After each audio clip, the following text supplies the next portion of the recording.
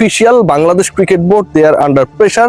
Bangladesh cricket বোর্ডের সবচেয়ে গুরুত্বপূর্ণ ক্রিকেটারদের কয়েকজন দে আর আন্ডার প্রেসার এবং আলটিমেটলি বাংলাদেশ ক্রিকেট বোর্ডের next flagship program BPL under pressure.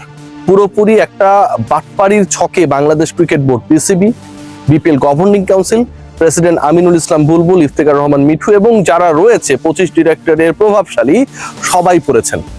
Bangladesh cricket বোর্ডের পরের ফ্ল্যাগশিপ প্রোগ্রাম, একটু আগে বলছিলাম বিপিএল, সেই বিপিএল নিয়ে আমি গতকাল যে ডিসকাশনটা করেছিলাম সেখানটা আপনাদের ক্লিয়ার করেছিলাম যে 6 থেকে নেমে দল সংখ্যা 5-এ আসতে পারে, and there is a big possibility যে 5টা দলে বিপিএল হতে পারে। এবং এটার মূল কারণ হচ্ছে একটা দল বাংলাদেশ ক্রিকেট বোর্ডকে এমন ভাবে ঘোল খাইয়েছে, ক্রিকেটারদেরকে এমন ভাবে তালে রেখেছে, এন্ড অফ দ্য ডে সেই দল ফিল করছে যে তার বিপিএল এ দল চালানোর মতো সামর্থ্য নেই।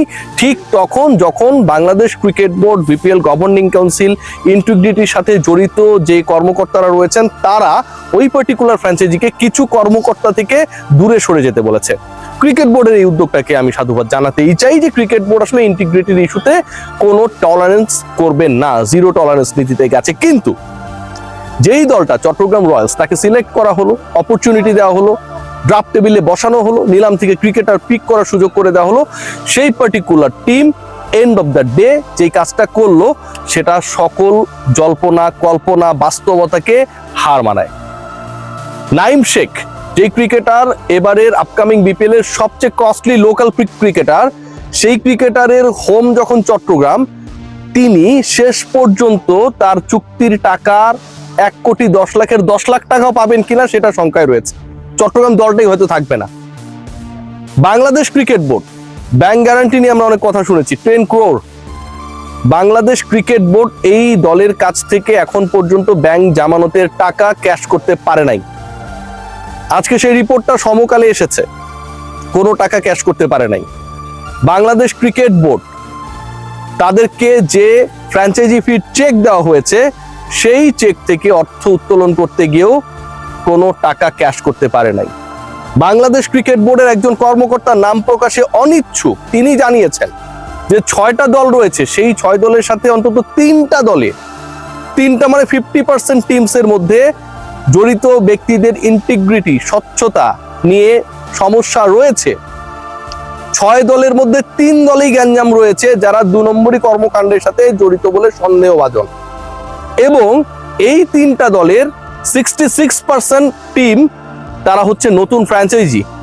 নামগুলো সম্পর্কেও ধারণা পেয়েছি, নেক্সট রিপোর্টস গুলোতে নিশ্চয়ই আমি সেটা আপনাদেরকে বলবো, আমাকে কেউ আটকাতে পারবে না এই ব্যাপারে। 66% টিম নিউ ফ্র্যাঞ্চাইজি, যারা integrity problem, papers work, bank জামানত, ক্রিকেটারদের সাথে কন্ট্রাক্ট এবং সন্দেহভাজনদের সাথে যোগাযোগ রক্ষা করছে।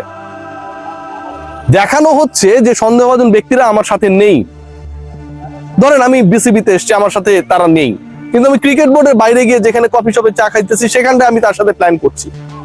আমি যে এলাকায় থাকি সেই এলাকায় তার সাথে আমি প্ল্যান করছি। আমি যেই অফিসে বসি সেই অফিসে আমি তার সাথে প্ল্যান করছি। এমন ভাবে জড়িত Bangladesh cricket board, BCB right now they are helpless. তারা কিভাবে এটা থেকে বের হবে তারা সেই ওয়ে আউট খুঁজে পাচ্ছে না। নাইম শেখ কিভাবে 1,10,00,000 পাবে চিন্তা করে দেখতে পারেন। মানে এটা যেন বর্ষাকালের আকাশের মতো অবস্থা, এই ভালো এই খারাপ, প্রেম মানে মিষ্টি পাপ। চট্টগ্রামের প্রেমে পড়ে নাইম শেখ যেন মিষ্টি পাপ করে ফেলেছে।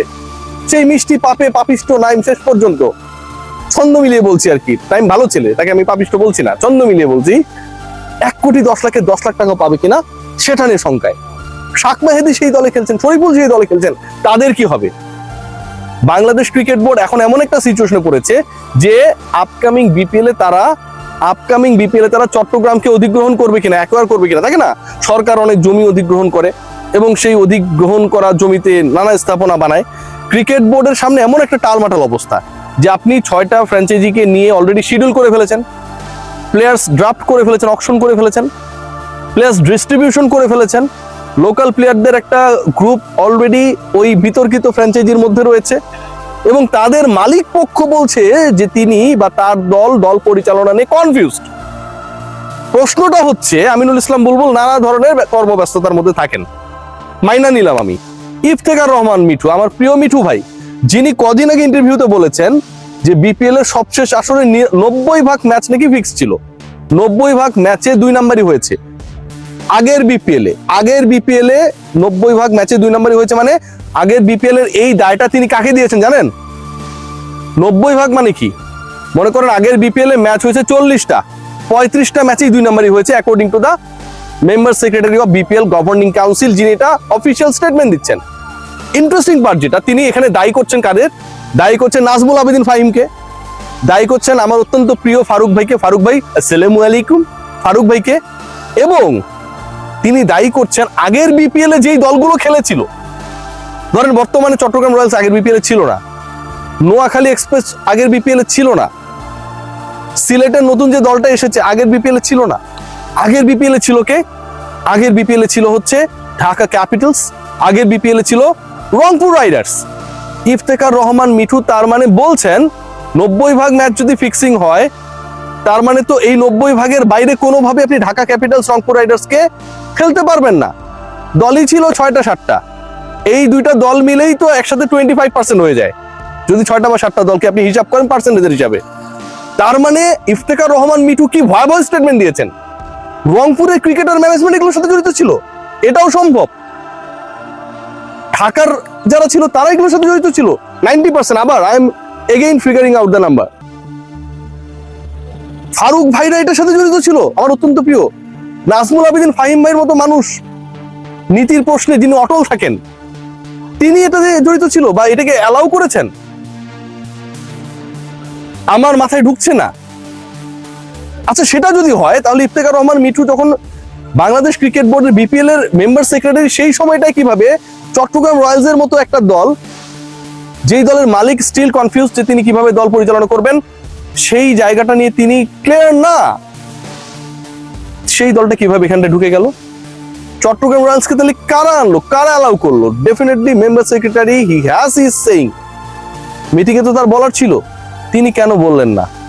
একটা বাজে সিচুয়েশনের মধ্যে দিয়ে বাংলাদেশ ক্রিকেট বোর্ড যাচ্ছে, একটা বাজে সিচুয়েশন ক্রিয়েট হয়েছে, যেই সিচুয়েশনটা কিভাবে ঠিক হবে আমরা জানি না। শাক মাহাদি, নাইম, শরীফুল, যারা আপকামিং ওয়ার্ল্ড কাপের গুরুত্বপূর্ণ ক্রিকেটার হতে পারে, খেয়াল করে দেখুন সেই ক্রিকেটাররা অনিশ্চয়তায় তারা খেলতে পারবেন কিনা, তারা পারিশ্রমিক পাবেন কিনা। যে শিডিউলটা হয়ে গেছে সেই শিডিউল অনুযায়ী চট্টগ্রাম যদি না থাকে, চট্টগ্রামে বিপিএল এর সেকেন্ড ফেজের 12টা ম্যাচ রয়েছে, স্বাগতিকদের ছাড়া আপনি খেলবেন। বিসিবি যদি একটা দল টেক ওভার করে, ধরেন করলো, এই সিচুয়েশনে কিচ্ছু করার নাই, সেটা নিয়েও প্রশ্ন উঠবে, সেটা নিয়েও অনেক ধরনের আলোচনা হবে যে বিসিবির টিম হিসেবে হয়তো এই দলটা বেশি ফেভার পাচ্ছে।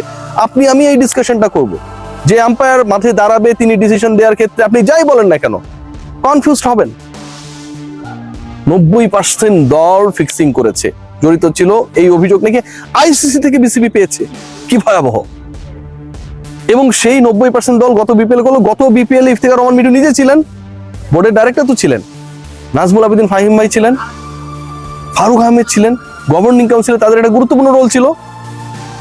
সেই মানুষগুলো যদি থাকার পরেও এই ঘটনা ঘটে, তাহলে আঙুলটা মিঠু ভাই কার দিকে তুললেন? আমি কারো পক্ষে বিপক্ষে বলছি না, আমি জাস্ট তার স্টেটমেন্ট অনুযায়ী কথাগুলো বলছি, খেয়াল করে দেখুন। এবং 90% ম্যাচ যদি 2 নম্বরই হয়, তাহলে এক্সিস্ট করা গত বিপিএল এবং এই বিপিএল এ যে দলগুলো থাকছে তাদের নিয়েও তো তাহলে প্রশ্ন উঠে, মিঠু ভাই এই দলগুলোকে কিভাবে অ্যালাউ করলেন? আমি ভাই জানি না, আমার কোনো দোষ নাই। সবাই ভালো থাকেন, মিঠু ভাই জিজ্ঞেস করেন। Take care.